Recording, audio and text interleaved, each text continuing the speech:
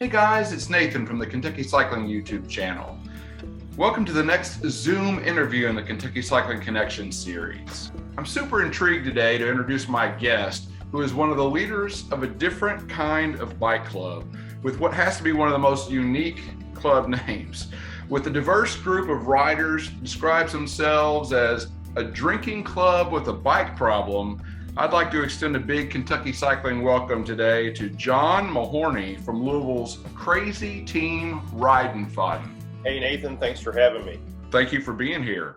Before we dive into questions about the club and find out what a Ridenfaden is, why don't we start by having you tell us a little bit about yourself, including how you got into cycling? They took my training wheels off when I was 6 years old. The first thing I did was I went around a turn with my pedal down, and I had a big crash and got kind of bloody. So I was determined to not let that happen again, and I haven't, fortunately. I did keep riding my bike and keep trying. When I was a kid, if it was raining, you stayed inside and watched TV. If it wasn't, you were outside doing something. And just about every kid in the neighborhood had a bike. I just rode my bike all the time. And, maybe sometimes I was just trying to escape family problems, or maybe I was just trying to just be free. Over time, I got into bicycle motocross, which was getting pretty hot there in the late 70s, early 80s. And I got kind of into that. And as time went by, my bike got bigger. I got into college. I worked in a bike shop. I got more familiar with different types of bicycles. I got a road bike. When I was in college, I saw the mountain bikes popping up everywhere. The bike shop I was working at up in Indiana, they started carrying mountain bikes. And of course, it took me until 92 to get my first mountain bike. Can't really tell you a week in my life that I didn't get behind a bicycle. A lot of my friends had gotten cars and they kind of forgot about their bikes. I was the kind of kid, I would drive my car around and then I would come home and hop on the bicycle and like I used to. So it's something that I've always done. I did a lot of racing in the 90s. I got the racing bug once I got my first mountain bike. I pretty much raced all through the 90s. And I think around 2000, I wanted to give up racing and just really focusing on just riding and having more fun with it. Here I am, I'm 54, just a few weeks away from my birthday. And some of the people I ride with are in their 60s. Some of the people that I ride with are 26. It's just amazing to see all the people that have come out to start riding their bikes. COVID was a pretty bad situation. It still is a pretty bad situation for us. But you know what? It got a lot of people to stay home and figure out what to do with themselves. And they went out and they bought a bicycle. That's why this bike boom is still going on. And this bike boom has affected everything. Of course, it's affected the bike shops, how to get bicycle parts. There's still a bicycle shortage. You got people buying used bikes, which have gone up in value because it's so hard to find a bike now. But you got all these new people that have come out to ride bikes, and here I am, and I'm still doing this, and I enjoy showing people around. I enjoy showing people how to fix a flat tire, fix their broken chain, get them moving again. It's a continuous thing, and it's like a bicycle wheel. My life has just been going around, and it's still together. The spokes are still holding. Well, that's cool. I mean, I'll say that I ask that question to a lot of people, and a lot of people say, I developed this love as a kid. And then there's usually some kind of hiatus where they're away from the bike, typically when they start driving, and then they come back to it after some time. You, on the other hand, got those training wheels off and just kept pedaling, and sounds like you didn't stop. No, I'm stubborn. Well, that's great. Turning our attention to questions about the club, John, I've got to tell you, I can't help but smile every time I say the name Crazy Ridenfaden. As we delve into questions about the club, maybe we can start by unpacking the name. So I guess the first question is, what is a Ridenfaden? It all goes back to about 11 years ago. I was on a Wednesday night bicycle ride with Louisville Bicycle Club with my friend Chris Cooper, known as Chester. And Chester's pretty well known around these parts. He has been a longtime buddy of mine. I've known him for almost 30 years. And we were both working full-time jobs. And when we got out of work, there wasn't a lot of stuff going on. But there was this Louisville Bicycle Club ride that started at 6:30 and left at 6:45. So we were able to make that with our schedules. And it's a night ride. And it goes on year-round, even in the cold. We both lived in the same neighborhood. I live in Paristown. He lives in German Paristown. We'd go out and do this ride out to Iroquois Park and back. And instead of going all the way back to Willow Park where the ride started, we would turn off on Vine Street, our neighborhood, and just go to Sidenfaden's. Well, Sidenfaden's on a Wednesday night at 8 o'clock is pretty mellow place to be. So we just wheeled our bikes in, stepped up to the bar, had a beer. This went on for quite a long time, and turn off to Vine Street to go to Sidenfaden's. People kept asking, where are you guys running off to? Oh, we're going to go have a beer. Can we come too? Yes. This went on about 3 or 4 years, and suddenly we have a table of people sitting around Sidenfaden's talking about the ride we just did, talking about what we're going to do this weekend. And then so we started talking about, we don't have any clothes. Chester's like, my pants are ripping. My jersey zipper is not working right. We need some new bike clothes. And they knew that I had put bicycle kits together, been a graphic designer most of my life. So I'm like, yes, I'll design us a kit. Somebody's like, well, what are we going to call ourselves? And my brother, Eric Baldwin, he blurted out, how about Ridenfaden? We're sitting in a bar called Sidenfaden's, and it just made sense to him. Let's just call it Ridenfaden. And then somebody else, Blair, said, Crazy Ridenfaden Cyclists. And I'm like, that's it. Bingo. So ever since then, we call ourselves Crazy Ridenfaden Cyclists. And we just go by Ridenfaden for short. But yeah, if you want to introduce the group, Crazy Ridenfaden Cyclists is the way to go. We did our first kit between 2015 and 2016. And our first kit, it only had the Sidenfaden's logo on it. And I placed other kind of weird, obscure logos on there that were outdated, just to kind of make it kind of look like a racing jersey, with sponsor logos. But it had weird things like the Zigzag Man and Campy, which I don't have any Campy parts on my bike. Chester does. And I had Shimano, so I had Shimano on there, like a really old Shimano logo. We just had fun with it. And then it just occurred to me after a while for our next kit that we could stop at a place. When you're out on your bike and you want to stop somewhere for something to eat or something to drink, oftentimes I'll look for a place I can just pull into without having to leave my bike unattended. I want to pull up to a table, lean my bike there, and sit next to it and have a beer. So we found places like that. And it occurred to me that we could ask these people to sponsor us, and we could put their logo on our jersey, and we can just keep coming to see them, and that would be a partnership. In a way, we support community business. But in another way, what happened was I've invented a sponsor-supported bicycle group. I know it sounds weird. It kind of is structured like a racing team. Of course, we don't have the budget of a racing team. We didn't start asking a lot of money for sponsorship. This year, for 2021, we had 21 sponsors on our jersey. So If you can imagine, it's not easy to fit 21 sponsors on a jersey and make everybody happy. There's a lot of value in that. We've had a lot of people join our group. Our Facebook group has almost 900 members now. On our Wednesday rides, we're getting 85 people. We've already had a couple years ago, what was it, Christmas 2019, we had 100 people show up for a ride. New Year's 2020, we had 100 people show up for a New Year's ride. And we basically had a parade all over the Highlands, Bardstown Road, Cherokee Park, went across the Big Four Bridge over to Indiana. One of our favorite watering holes is right across the river in Indiana. We would go to the Parlor. At the time, it was the place we went to almost all the time exclusively, but now all these other places are popping up. And we're going to see not only the Parlor, we're going to see Harry's, Pearl Street Tap House, all kinds of great places that we're going to. It's a partnership. They like to see us coming. We're good tippers. We don't cause any trouble. We're just a group of people that has a lot of fun, and we get a lot of attention. Yeah, you talked about Ridenfaden. You mentioned the team aspect.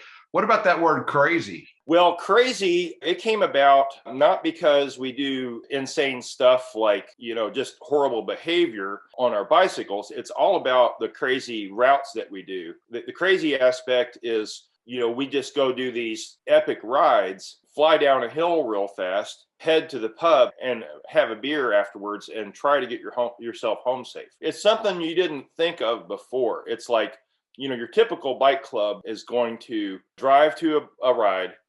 They're going to get their bike out of their car. They're going to go do a ride. They're going to come back to the car and tell all their friends, well, see you next week. Well, we don't do that. We ride to the ride because a lot of us live in the urban area of Louisville. We're an urban bicycle group. I made sure we embrace that because I live in the city. I love living in the city. I think more people need to live in the city to make the city a great place to be. In the city, you'll find a whole lot of bike riders. So what you'll find is a whole lot of bike riders that don't have to put their bike in the car to go somewhere for a ride. So we actually get more miles in doing stuff like that. When I gather that the heart of this club sort of centers around this Wednesday night ride, and you guys ride year round, is that right? Year round, even in the freezing cold. And it says that on our jersey. And we do. This week, I got my vest out. I got my jacket out. So I'm looking for my arm warmers now and my long finger gloves. So it's going to happen. That Wednesday night ride always ends at Sidenfaden's, right? It does. We have two different rides on Wednesday night. We have a group one ride, which is the original route that starts from Willow Park. It's a faster group of people. It's a longer route. It's a traditional, the original gangster version of the ride is group one, and it leaves there at 6:45 at Willow Park out to Iroquois and back. There's a group two ride that leaves Sidenfaden's at 6:30. You still get some fast people showing up for that ride, but it's not as long. It's not quite as organized. It's a much bigger group, a little harder to handle, but it goes really well. It seems to be very popular with a lot of people. It's really difficult to teach people how to do rotations and how to work well in a big group like that. But we're thinking about it a lot, and people are open-minded to come up with a solution for it. It's a regular thing, and everybody knows it's every Wednesday. I still post the events on our Facebook page. It's a private Facebook page, but anybody can join as long as they agree to our rules and answer our questions. Sidenfaden's is a bar that's been open since 1925. I bought my house in the neighborhood in 2005, so I've been going to Sidenfaden's for quite a while, not quite as long as some people I know, but Sidenfaden's is getting ready to turn 100 years old. Wow. And it's unfortunate in the last couple of weeks, we've been dealing with the loss of Alex Cosby, who is the owner of the bar. Is a good old friend of mine that I've known for over 30 years. I've known Alex, and Alex Cosby passed away unexpectedly a couple of weeks ago. So right now the bar is closed. Everything's in limbo as far as the ownership of the bar goes. So it's unfortunate right now we're not able to spend our time in there when we get back from these rides. But the fact that we are in a pretty great area in Louisville, where there are lots of other establishments, right now, every Wednesday we're taking turns. I've got things set up with a few different establishments. So every week we go to a different place in the area that's not far from Sidenfaden. So people who don't live near Sidenfaden's, they'll just park at Sidenfaden's. We'll leave for the ride from there and end up somewhere nearby. So when it is time to come home back to their car, they don't have too far to go. But good deal. You've got these two groups, and I guess generically you've got a fast group and a maybe not slow group, but slower group. So how fast is fast and how slow is slow? It splits up.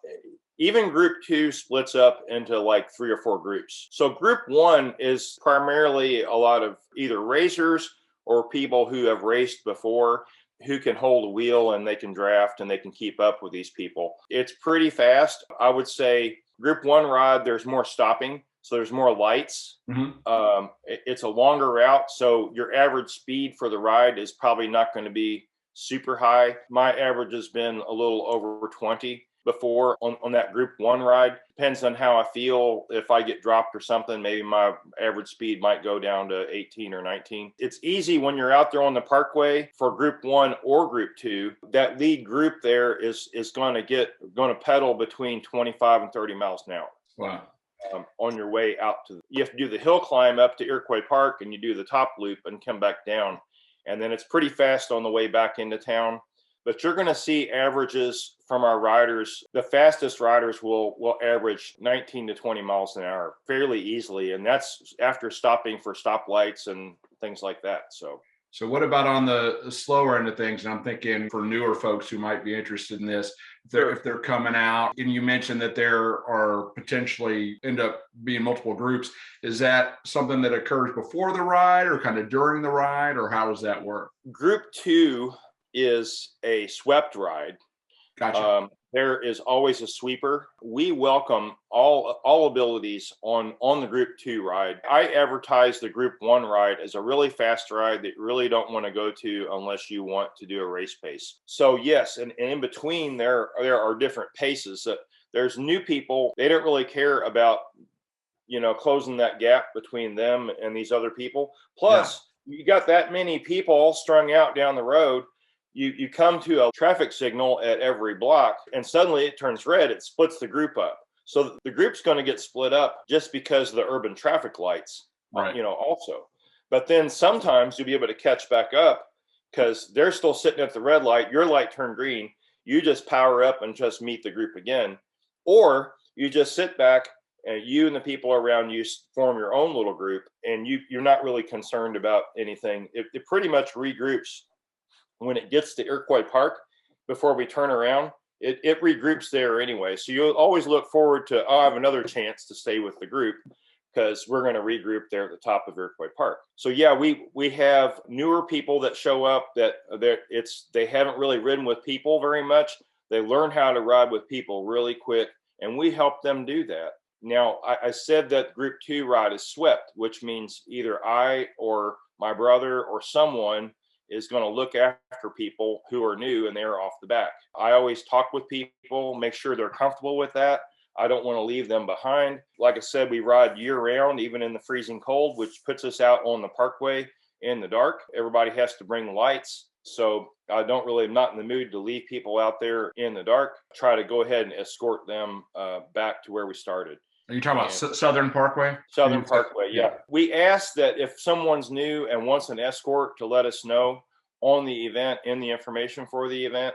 We have left people before because they didn't communicate or because they made a wrong turn and we didn't know where they went, and so a lot of things can happen and it can be frustrating.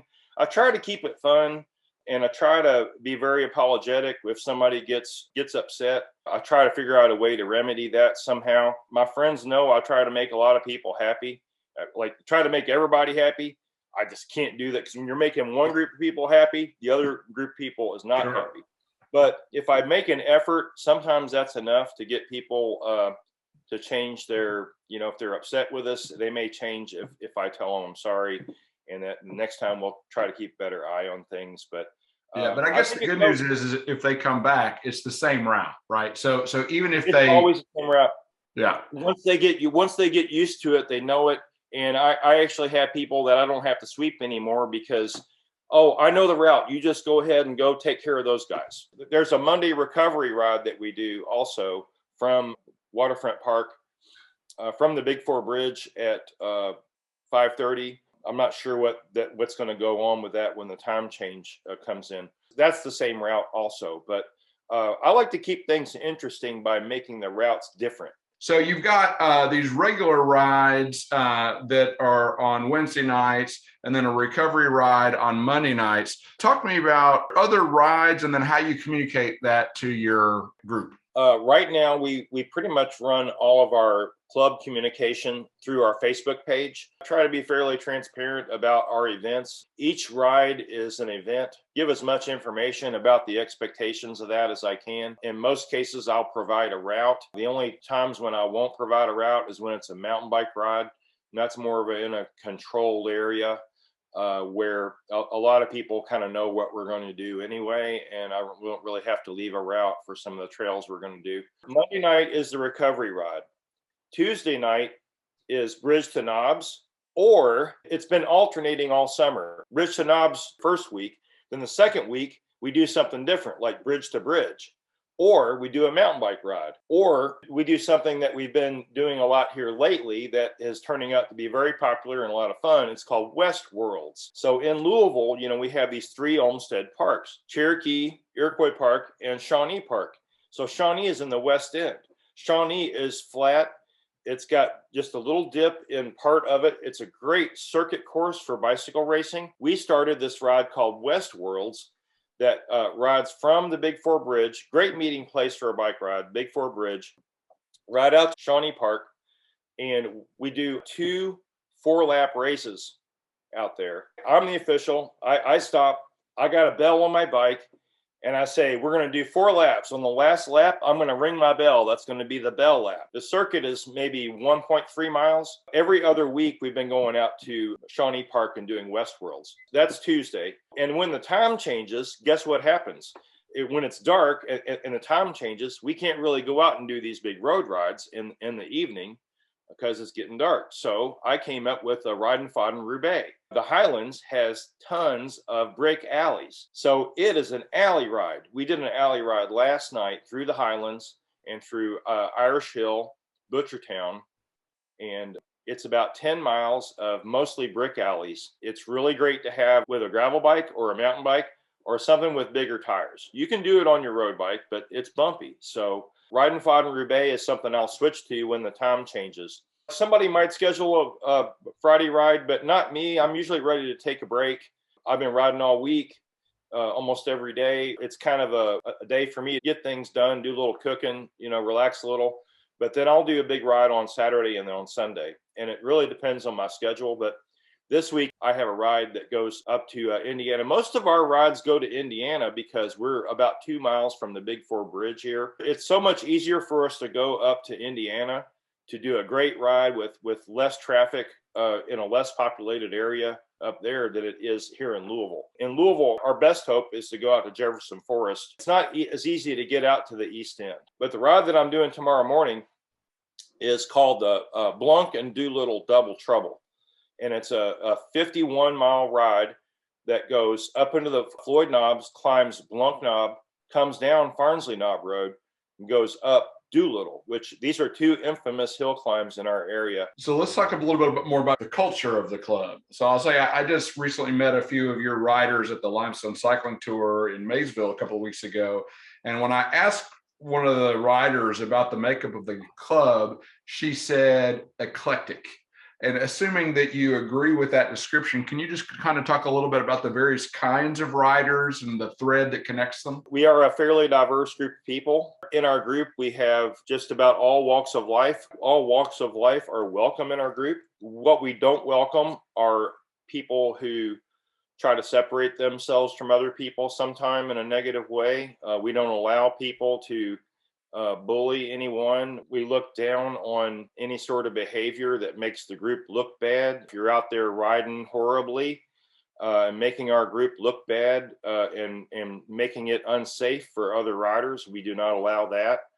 That's really the only reason to get kicked out of our group or to ask not to come back is if you act disruptive like that. I'm just going to say it's been mostly positive. I get people thanking me, thank you for putting this ride up, thank you for doing what you're doing.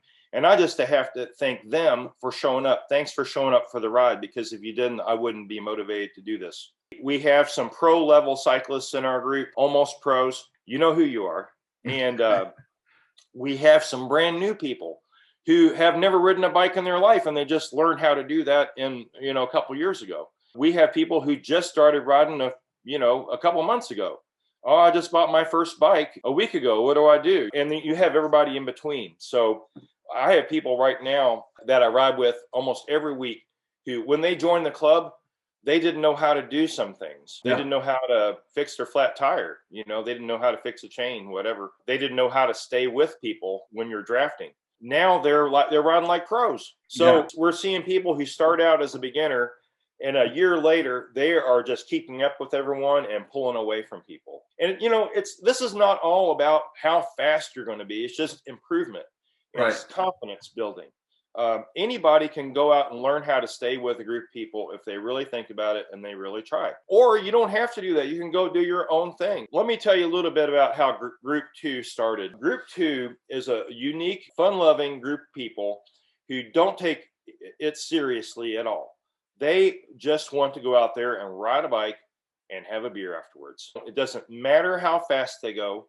It doesn't matter if they lose a wheel. For them, speed is not the issue. It's about the experience and the camaraderie and talking. It's a talking pace group of people. So Group 2 on Wednesday night has turned into this gigantic ride with 70 people showing up for this ride. When we publicized Group 2 as a ride, which I don't think they wanted me to do that initially, I said, look, this is going to be more welcoming for people. They're going to show up at a ride. They're not going to get dropped. and they're going to feel real good about it. And this is something to be proud of.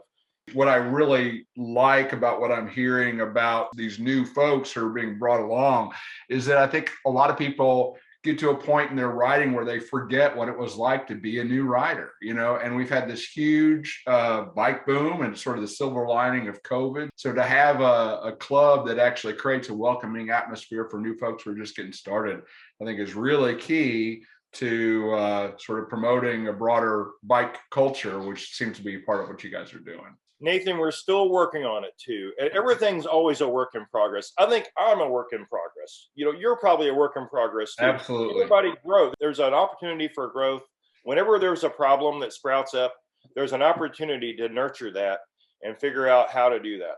Yeah, good deal. So given the typical silos that get thrown up in different cycling disciplines, I made the assumption, because I was meeting people at a road cycling event, you guys were a road riding club. But when I reached out to you to schedule an interview, you corrected me and you explained that you guys also do mountain biking and some gravel riding. And as someone who's a self-professed lover of all but master of none, I have to say that I find the concept of a large team or club that does different kind of riding super appealing. So can you kind of talk to me about the approach you take towards doing mountain biking or gravel biking with your club? Well, actually, my favorite thing is the brick alley rides. It's like another world when you're riding through the brick alleys of the Highlands. We're starting to head into cooler weather, and cooler weather is going to bring more gravel rides. I think the summertime road riding and mountain bike riding is probably more where it's at least on a mountain bike, you're in the shade a lot. On the road, you're going to be able to stay cooler. You got more breeze on you. There's less effort required to ride a road bike. We kind of go with the seasons. I go with the seasons. When it gets a little cooler, I think I start feeling a little better. I start having a little more fun. It's been 90 almost every day this summer, it seems like. And, the heat indexes have been real high. We're in the Ohio Valley here, so, it can get really hot and oppressive. I look forward to cooler weather. Cooler weather is going to bring, for me, it's going to bring more gravel riding. We're going to do weekend gravel rides. A lot of there's not a lot of gravel here in Louisville. We have to go up north into Indiana to find some of the best gravel areas like St. Croix, Leavenworth, anything around Hoosier National Forest. I know there's a lot of gravel out there in eastern Kentucky. We have not gotten out there a whole lot. I know that there is a big mountain bike race this weekend. I think the War Daddy is this weekend, which is, what is that, a 70-mile mountain bike race? I can't remember. I think it's 68 miles. Yeah. Yeah. So I don't do any racing, but some of our guys are going to go do the War Daddy. I'd like to try to find more gravel in Kentucky. I think mountain biking, to me, it's kind of like fall is always a good time for mountain biking for us because, it's usually a kind of a dry time of year until around November when the rains start really coming in. I started with BMX, and before I actually was calling my bike a BMX bike, I was out in the woods with my friends on a dirt bike making trails in the woods. Before it was even called mountain biking, I was out there building trails and I would go out there. I would pack it down so well on my dirt bike that I would go back out there on my bicycle. Oh, this is great. My full circle bicycle life is full circle today, where certain times of the year I start picking up different bike disciplines. I like to motivate people to ride off-road, to ride brick alleys, to step out of their comfort zone, because what's going to happen when you learn how to handle those things, you're talking about bicycle handling skills that come in handy no matter what bike that you're on. Yeah. If you can learn how to ride off-road, if you can learn how to handle gravel and turns and dogs that are coming after you, you can handle just about anything on a road bike. So I think it's good for everybody to have those bicycle disciplines within reach. And I want everybody to be able to enjoy that. And I try to motivate riders, get a mountain bike, get a gravel bike, come out and join us, put some fat tires on your road bike and come out and join us on some of these epic rides. And we'll take care of you. So. Yeah, sounds fun. I do want to talk to you about your team jersey. By natural extension, your sponsors. If it's all right, I'm actually going to share my screen and bring up the road jersey so we can just kind of focus in on a still jersey here. What's on the screen is a illustration of our jersey design that I created when I design a jersey. I design it put together, because that's really the best way to do it, to design it what it's going to look like when it's sewn together. Then for the pattern, we'll reverse engineer it and apply that to the panel of the template. I want to say that I had a partnership agreement with this year with the Limestone Cycling Tour over in Maysville. And part of that, my wife and I had a booth selling Kentucky Cycling t-shirts and stickers there. And at any large organized ride, you see a sea of different jerseys. And you all were very well represented at this particular event. And my eye kept being drawn to this jersey, and I quickly became very intrigued by it, especially like the collection of logos. And I started recognizing the names of some Louisville businesses on there.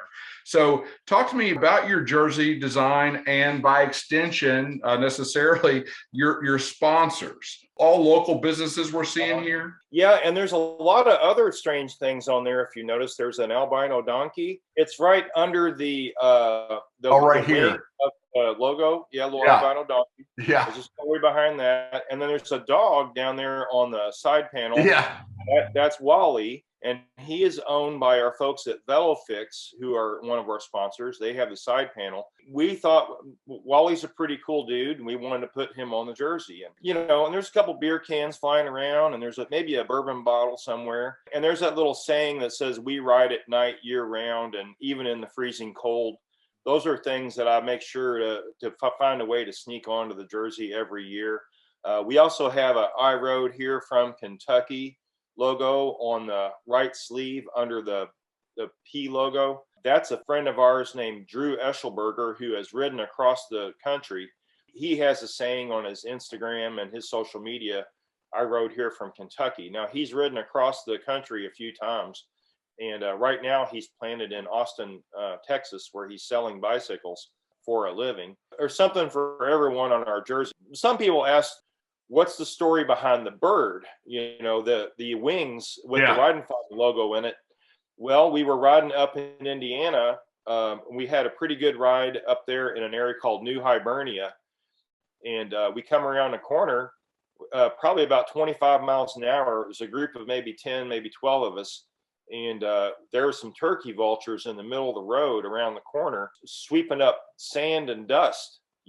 Birds get little mites in their feathers. So they were in the middle of the road sweeping up all this dust. Well, we didn't know they were going to be there. They didn't know we were coming. We tried to take evasive action to not hit them. We slid on the sand they were kicking up, and we had a big crash. Yeah. And, I got banged up pretty good. I think a couple other people got banged up a little bit. I sliced my tire open. We were about 35 miles away from home. I had to boot my front tire. My front tire got slashed. So I had to ride home on my road tire with about 40 pounds in it, about 35 miles back into town. Those are experiences that you can experience. And it's an experience that you can get yourself through. So I don't forget experiences like that. And it tells a story about what happened. And whenever we ride over in Indiana and we see turkey vultures, everybody's like, vultures, they're following us, that kind of thing. And so it's kind of like facing your fears, try to celebrate those things that get in your way, and just, conjure up some sort of positivity in the midst of catastrophe. These are all stories, that kind of help tie the group together and make it into some sort of legend. Is this a map of Louisville back behind here? Yes. Yeah. So those are actual roads that we ride on Wednesday nights. We will come down Broadway on our way back to Sidenfaden. A lot of those roads, I'll position that map. That's a really old 30s map that I found on the internet of Louisville. It's outdated. Some of the roads are named differently these days, but I really took a lot of care in positioning that in places that were familiar with people. And I use it as an art element in the back of our jersey. It's a lot of meaning there. Living in Louisville, riding in the city is very meaningful to us. And it's a really big part of who we are and what we identify with. Along the roads are these places we stop at, like Fall City Beer and Banditos and Harry's over in Indiana, and our wonderful friends at Louisville Vegan Jerky, who make some wonderful non-meat jerky that you can snack on. And of course, bourbon company like Four Roses, and our favorite little fish joint called the Fish House down the street. And I just can't thank people like On Your Left Cycles and Apocalypse Beer enough. N+1 Bikes, Sean George has our caps out there. So if anybody wants a Ridenfaden cycling cap, you can go to N+1 Bikes and get those right now. Great people like Bob Peters over at Clarksville Schwinn, who we rely on to help keep our bikes working properly. Have to go over there and pick up my road bike today. We're all a team, and we're all just part of the community. And these folks are people that work to keep us rolling, and we want to celebrate with them just about every ride. This is cool. I mean, it's a little to me like reading a comic book or something. Your eye, you can spend a lot of time kind of studying the detail of of various things, and just like zoom in and like look at the one arm of the jersey. Yeah, it's going to change every year. We're going to change the design of the jersey. We're going to have different set of sponsors. One thing that's not going to change, it's always going to be black and white, and it's always going to have red and yellow stripes. If we do that, then last year's kit is going to go with this year's kit. This year's kit is going to go with our very first kit, which actually did not have red and yellow on it at all. We found out on our first kit that maybe just the black and white is kind of like camouflage. We found out that adding the red and yellow stripe was another way to make it more visible. And these are all local businesses, right? They are. They're all from the Louisville and Southern Indiana areas. So do you see yourself as somewhat tied to the Keep Louisville Weird and by extension, the broader Shop Local movement? Well, maybe keep Louisville rolling on your bicycle. I think that's really my motivation, is to get people out there on their bikes and help them to give them the incentive and the camaraderie to keep riding their bikes. And they say that to me. They were like, my life has changed. I found my place. I found a place that welcomes me. Yeah. There was a guy that I met a few years ago who was new to the club. He'd been on a skateboard. He's a physician. He's a family man, great rider, great skateboard rider, almost pro kind of mentality when it comes to skateboarding. Got on a bicycle, found a group of people that he had fun riding with, and we're sitting around having a beer one night, and he just about had tears in his eyes because he was so happy. He found a bike group that he felt he belonged in. I'd never experienced that before in the group. And every now and then, yes, somebody gets really emotional with me and says, I just love this group. We have so much fun together. We're a very welcoming group of people. If anyone is on a bike tour and they want to start riding with us on that bike tour, we don't tell them, well, you're not allowed to ride with us. We tell them, come on, come along with us. You can ride with us. That's great. That's it in a nutshell. And that kind of brings it, back full circle to this self-professed, we're a drinking club with the bike problem. It sounds like there's really an emphasis here on the social aspect and the connection into the community aspect, and that the riding is certainly the activity, that you all engage in and maybe brings you together. But it's like you're almost social first, biking second, as opposed to all about the bike and see you later when we're done. I don't care about you. We are a social group. So I didn't coin that term, drinking club with the biking problem. One of our members, Nina, came up with that term, and her family owns one of the best German restaurants here in town, Guest House. And be sure that if you're in Louisville, go to the Guest House. But Nina, she's got a great sense of humor, and she just blurted out one day, we're a drinking club with a biking problem. And it's kind of like what we are. It's a humorous, we're not really a drinking club. We're a bike club. But yeah, we like to have a beer and some food after our bike rides. And yeah, a lot of bike clubs, some people in the bike club like to go have some beer and food after their bike ride. Right. Whether they all get in their cars and go home or not, some people are going to want to socialize. The thing is, I like to put emphasis on all of us socializing, Yeah. And so if someone wants to hang around with us and talk about the ride and have a beer, raise a glass and say cheers, we don't look down on people if they don't want to come socialize with us, but that's available for anyone who wants to do that. Look into the culture of bicycling. I've had a number of members who service over in Europe, in Belgium or in Germany or in France, and they got involved in bicycle clubs over there. Well, virtually every one of the rides starts at a pub and ends at one. Yeah. And that was kind of my thinking with Ridenfaden, because I knew that was going on already. And it's always been my dream to have the social aspect of cycling. I had a friend that told me years ago, why do you want to be a cyclist? Cycling's an elitist sport, isn't it? You know, why would you want to be an elitist? And I got angry. I was like, cycling is not an elitist sport, but some people look at it that way. You know what I mean? Yeah. I've seen people riding fast and I've tried to say hello, but they're not talking. I thought they were stuck up. No, they were out of breath. So you talk to these folks when they're not breathing hard. You know what I mean? So to me, cycling culture in America has a lot of things lacking that I think a club like Ridenfaden is trying to correct and fill and fulfill in order to strengthen the bicycle culture in the United States. And so I think we would be a good example for any club in America that wanted to strengthen the culture of cycling in their area to look to us as an example. I try to lead by example and help strengthen our culture while doing something that does our body good, going out and pedaling your bicycle and getting strong. Here's a really great thing about cycling culture, my t-shirt, okay? In 2013, Louisville, Kentucky was the first American city to host the World Cyclocross Championships, which had until 2013 had never been in America at all. We were competing with Portland, Oregon. You know, Portland was probably pissed. Louisville, who?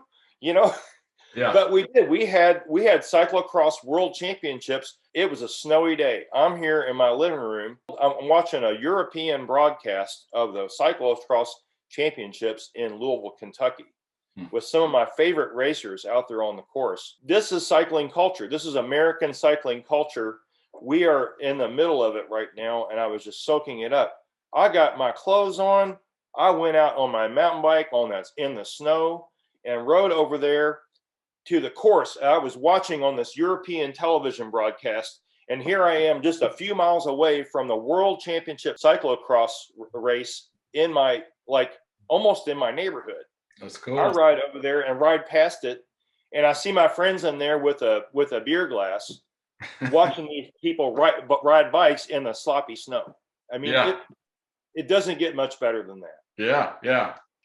If people are interested in connecting with the Ridenfadens or coming out and taking a ride, what's the best way for them to, look for information or to connect with you guys? You can go to our website, ridenfaden.com. That's ridenfaden.com. There you can find just basic information about our Wednesday rides and kind of what kind of group we are, how we started. There's also a link there to our Facebook page. Our Facebook page is private, which means that you have to join our Facebook group. There's a series of questions that we require people to answer. A couple of them are simple, goofy questions just to make sure they're not a bot. We also want people to agree to our rules of conduct. And it's not just rules of conduct on our Facebook page. It's how you're going to handle yourself, when you're on our group rides and how you treat other people and things like that. Once there, they'll be able to join our Facebook group and really get a lot of information about our rides and our activities and our thoughts and our wishes and our things we're sad about or angry about. We post everything from horrible drivers in Cherokee Park that we catch on video to this new gadget that came out that might help us somehow. I post information about our weekly rides. I get people motivated to come join our rides. I try to, when we do have a ride and we celebrate and we get a lot of people, I take a photo. We post photos of us having some fun. I'm sure there's, out of those 900 people that are on our Facebook page, there's a good bunch of them that are probably just fans, or they just want to keep an eye on us and see what we're up to. But there's a good many of them that come out and join us for rides, and I want them to know they're always welcome, and there's a place for everyone in this group. Good deal. If they want to come out to that Wednesday night ride, can you say where Ridenfadens is located, and if people happen to be coming from a place where they can't ride from easily, where they should actually park? Sidenfaden is at 1134 Breckenridge Street, 40204, and it's right on the corner of Breckenridge Street and Vine Street. We're super close to what used to be the old Metro Government Center. There's a lot of street parking, and there's 2 parking lots in that area too.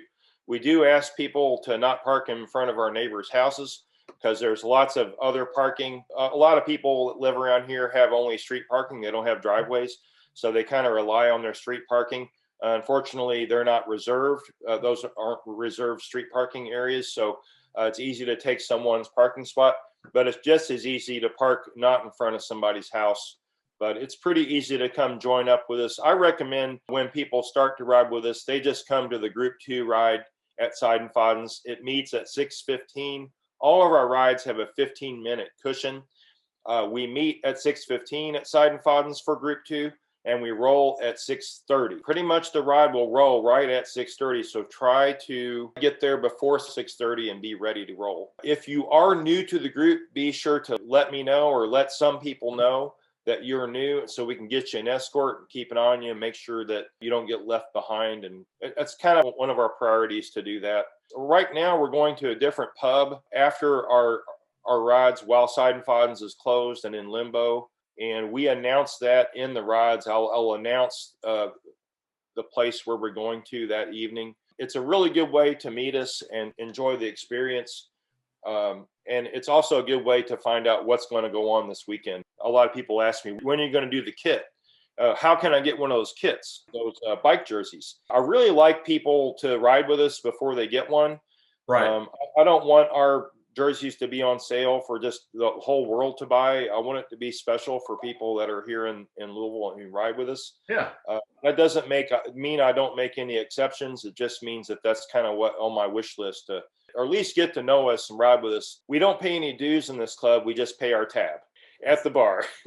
We have sponsors that help us out with a lot of our expenses.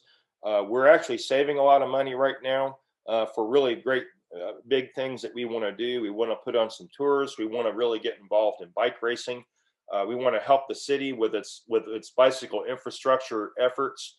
We've been talking with them actively this last year about how we can do that. There's a lot of things going on. I'm thinking by the end of the year, we're going to be incorporated as a nonprofit. I want this club to keep moving on. I mean, once I'm gone, I want this club to go and keep inspiring people to get out there and ride their bikes. John, I wanted to thank you for being a guest on the Kentucky Cycling Connection series and talking to us about Crazy Ridenfaden. It's been my pleasure, Nathan. As always, we hope you found this content useful. If you did, please like the video and consider subscribing to the channel. Thanks.